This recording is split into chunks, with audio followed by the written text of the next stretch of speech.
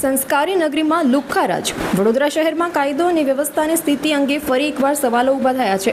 સંસ્કારી નગરી તરીકે ઓળખાતા વડોદરામાં ધોળા દિવસે મહિલાઓ સાથે અભદ્ર વર્તન અને જાહેરમાં આતંક મચાવવાની ઘટના સામે આવતા નાગરિકોમાં રોષની લાગણી જોવા મળી રહી છે. મળતી માહિતી મુજબ વડોદરા રેલવે સ્ટેશન નજીક બપોરના સમયે બે બહેનો રિક્ષામાં મુસાફરી કરી રહી હતી. આ દરમિયાન રિક્ષા ચાલકે કોઈ અગમ્ય કારણોસર બંને બહેનોને રસ્તામાં ઉતારી દીધી હતી અને ત્યારબાદ તેને જાહેરમાં શરમજનક રીતે બંને બહેનોને મા બેન સમા ગાળું ભાંડવાનું શરૂ કર્યું હતું. થોડા દિવસે મહિલાઓ સાથે થઈ રહેલા આ દુર્વ્યવહારને જોઈ આસપાસના લોકો અને રાહદારીઓ એકત્ર થઈ ગયા હતા. સ્થાનિક લોકોએ હિંમત દાખવી રિક્ષા ચાલકને ઘેરી લેવાનો પ્રયાસ કર્યો હતો. જોકે પોતાને લોકોના ઘેરાવમાં જોઈ રિક્ષા ચાલક વધુ ઉશ્કેરાયો હતો અને ત્યાંથી ભાગવા માટે આડેધડ રિક્ષા દોડાવી હતી. આ દરમિયાન બે નિર્દોષ લોકોને અડફેટે લેતા તેઓને ઈજાઓ પહોંચી હોવાનું પણ જાણવા મળ્યું છે. ઘટના બાદ આરોપી રિક્ષા ચાલક સ્થળ પરથી ફરાર થઈ ગયો હતો. ઘટનાનો ભોગ બનેલી બંને બહેનોએ જણાવ્યું હતું કે રિક્ષા ચાલક નશાની હાલતમાં હોવાનું જણાવ્યું હતું, જેને કારણે તેના વર્તનમાં આક્રમકતા અને અસભ્યતા જોવા મળી હતી. સૌથી ચિંતાજનક બાબત એ છે કે સમગ્ર ઘટના શહેરના સૌથી વ્યસ્ત એવા વડોદરા રેલવે સ્ટેશન વિસ્તારમાં અને તે પણ બપોરના સમયે બની હતી, જ્યાં દરરોજ હજારો મુસાફરો અને મહિલાઓની અવરજવર રહેતી હોય છે. ત્યાં આવા અસામાજિક તત્વો બેફામ બનતા મહિલાઓની સુરક્ષાની સામે ગંભીર પ્રશ્નો ઊભા થયા છે.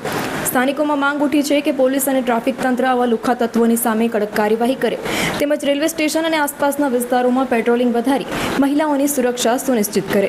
આપણે હમેથી બેઠા રિક્ષાની અંદર તેને પૂછ્યું નાગરવાડા આવું છે ભાઈ? તો કે હા. તો મેં કીધું કે એવું હોય કે 20 રૂપિયા થશે. તો કે મેં કીધું 20 રૂપિયા નહીં આવું ભાઈ, જવા દે અમે આગળથી બેસીએ. તો કે સારું તમે 15 કરી 30 રૂપિયા દેજો. સારું. તમે બે બેસી ગયા રિક્ષામાં. પછી આગળ આવતા છે અમારે રિક્ષા મૂકી ઉતરી પડ્યો નીચે અને પેલી બાજુ ગતો રહ્યો. તમે ભાઈને એવું કીધું ભાઈ અમારે મોડું થાય છે, અમારે જમવાનું બનાવવાનું છે ઘેર, આવું હોય તો હેડ, ના હોય તો મને ઉતારી પાડ.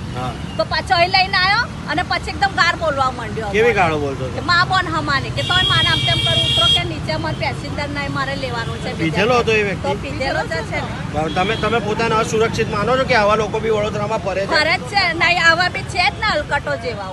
એટલે તમને એમને મા બેન ની ગાળો બોલવા? અમે કશું પેલા ભાઈ રહ્યા પૂછો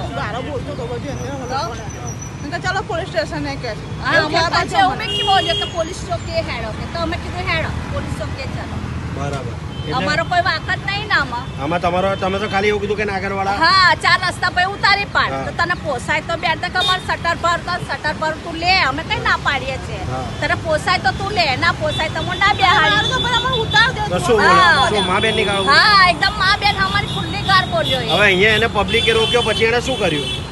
અહીં પબ્લિકે રોક્યો, અમે ઉતરી ગયા પછી જતો રહ્યો એ. બીજી રિક્ષામાં બેસી જઈએ પણ જતા બી અમને ગંદી ઉભો રાખીને ગારો દે. ભાઈ અમે રોજ અમોના ભાઈ લઈને જાય છે.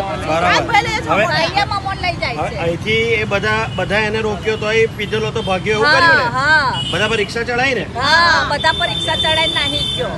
અચ્છા, શું નામ તમારું? તમારું નામ? કુસુમબેન. તમને કેમ ગાળો બોલતો હતો?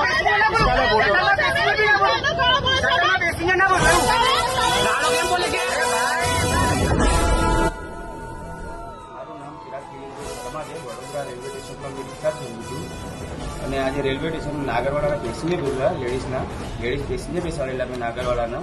તમને ગાલી ગયેલું છે. આ એની જિંદગીમાં મારી નહીં ભૂલ નહીં.